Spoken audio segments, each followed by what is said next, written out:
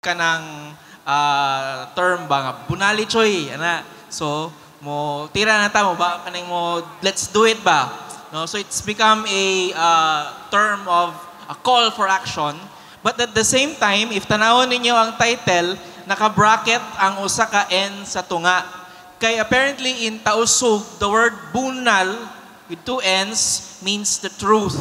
So we wanted to break the ground in Mindanao to show you another side to it, a side that often does not get seen, but is actually also part of the bigger picture. So usually cultural shows, but karon nakakita taog hip-hop, nakakita tagbudots. Kana ang tinuod nga Mindanao. No?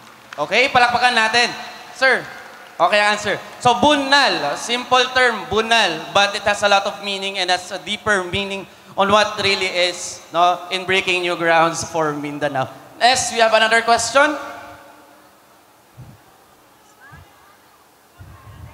Saan? Question. Si sir. Sir? Sino? Okay. Sige. Sir, name, course, and question. My name is Braille Jacob B. Arellano from College of Humanities and Social Communications.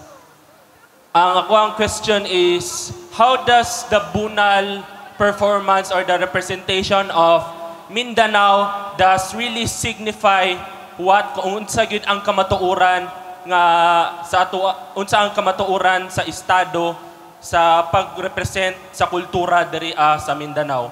Kanang for short, ginaunsa pag-portray sa performance na kaning sa Bunal, ginaunsa pag-portray ang atoang kultura diri sa Mindanao amidst diversity kung unsa gyud ang kamatuoran diri sa kultura sa Mindanao as of the moment. Okay, thank you very much, sir. Yeah, I'm the director. I'm Bing Carino. I'm one of the persons who conceptualize this. Siyempre with the Cultural Center of the Philippines. Sabi ng Cultural Center of the Philippines, ano ba yung Mindanao?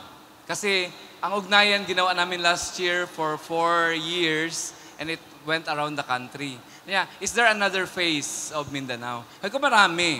No? In fact, ang nakikita natin ngayon is contemporary Mindanao. Choir is not traditional, but they are doing traditional materials. At sabi pa ng isang national artist na they are the finest choir who can interpret traditional materials. Then we have hip-hop na very strong ang tradition na ito sa Mindanao. And there are attempts to cross the cultures.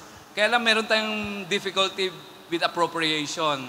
No? And then our group from Marawi is also contemporary.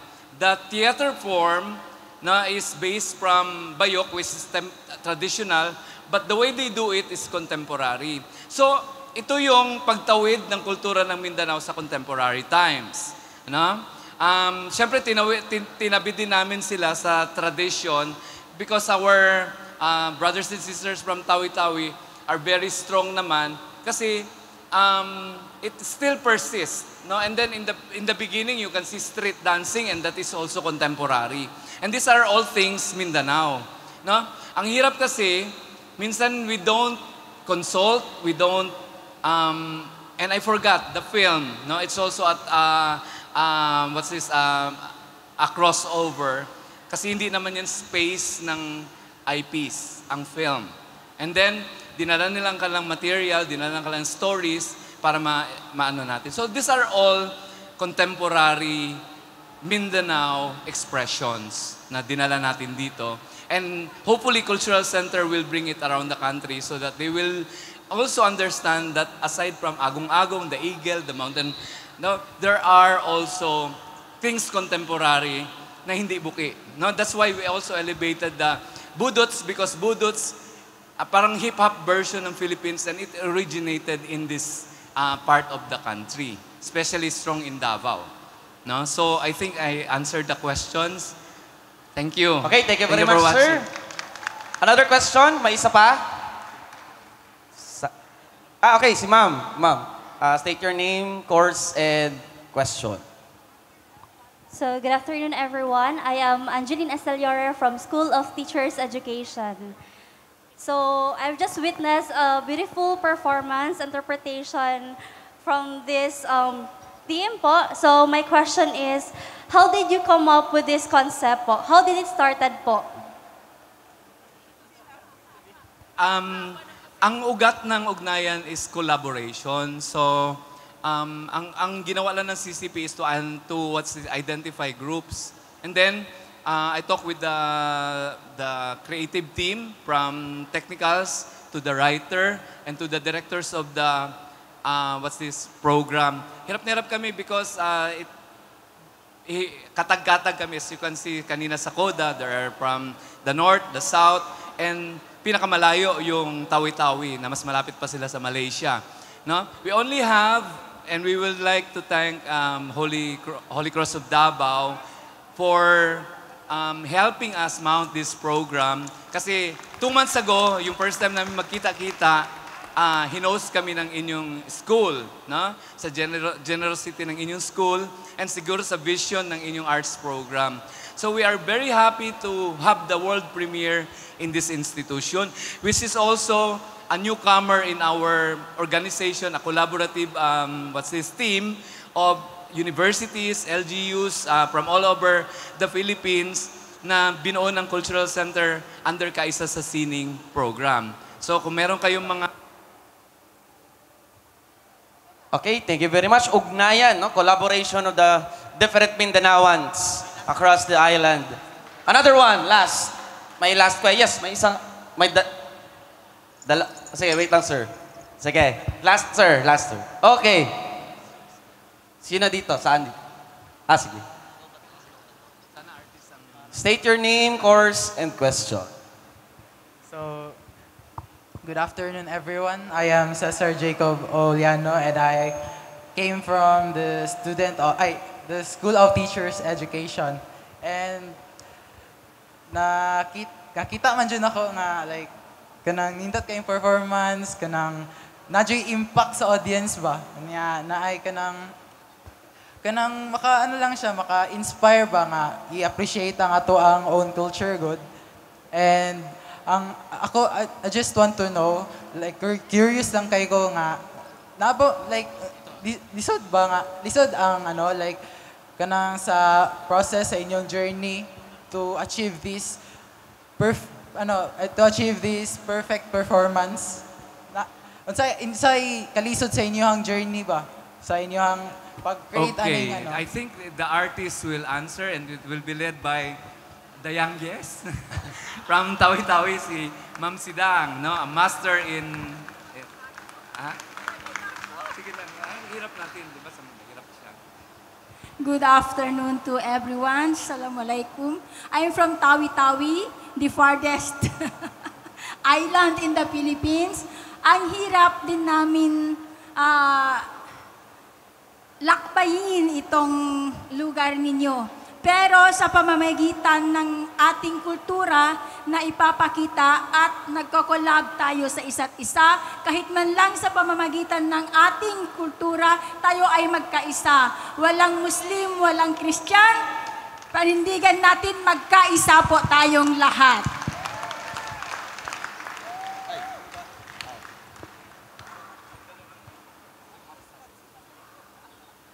Yeah. Kasi that is supposed to, even to us, di kasi tanggap yung hip-hop. Like, sinisigawan pa kami, hip-hop, wala may future, ana, apu. But look at now, kahit asan kayo lumingon, hip-hop is there. Music ngayon, mapa-reggae, anong klaseng genre ng song, meron ng rap.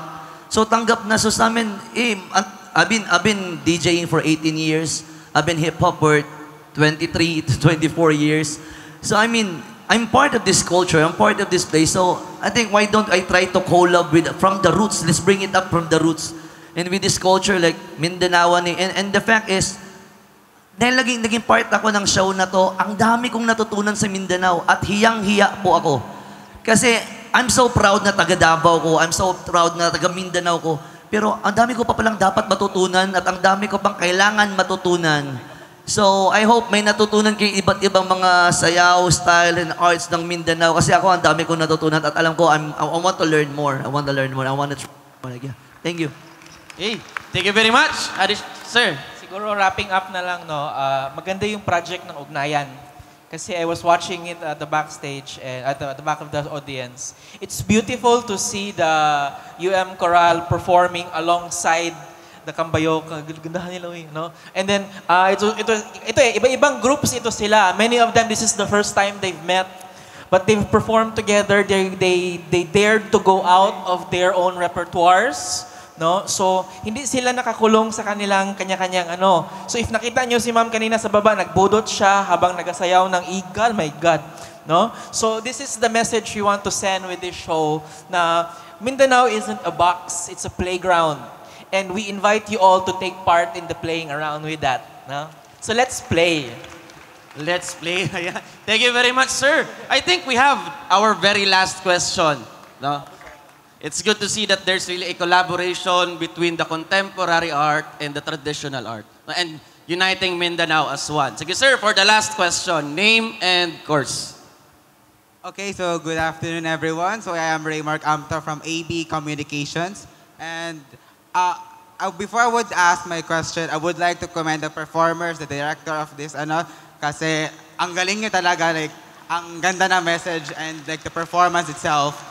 So I would like to ask now na, how long was the process of creating this performance? Like, I know na ang layo-layo niyo sa isa't isa, tapos just to create this magnificent performance, how long was the process po? Maiksi lang siya. This is post-pandemic. No? Yung unang ugnayan, actually ugnayan is happening Luzon, Visayas, and Mindanao. Katatapos lang sa Visayas, ng Mindanao, and then Luzon next year. And this will tour around the country in exchanges because our host or our producer is the Cultural Exchange Department of the Cultural Center of the Philippines. Hindi rin siya, well, how long these groups are, I think yun yung history ng show kasi hindi naman namin siya ginalaw. No? We look at their repertoires, we somehow respected their artistic directions na dapat pumasok pa rin siya sa konsepto ng show. So hindi siya mahirap in such a manner na these people know what they are doing. They are the best in Mindanao and ang mahirap lang talaga is logistics. No? So lahat naman ng bagay na ganito, mahirap. We only rehearsed as a group 2 months ago and yesterday. No? Actually, this is the last rehearsal. No? Kasi we did not have the costume rehearsal. No? We were like, so, when great people work together, madali lang naman sigurong, especially if minds work together, no, talents work together, so hindi mahirap ang mga project na ganito. Especially if it's in the spirit of collaboration and it's the spirit of brotherhood and sisterhood. So, brothers and sisters, one more bow. Okay, I think that wraps up our open forum. Once again, palakpakan natin ang Bunal Group. Okay? Thank you very much. Thank you very much, Riz. Mga kaibigan, we would like to thank once again our host and sponsor, the Holy Cross of Davao College, led by its president, Brother Noel Vic Deloria, and its Center for Culture and Arts office, led by Miss Maricel Cayas, director. And to all of you, our audience, thank you for joining us. Maayong hapon sa tanan. Maraming salamat.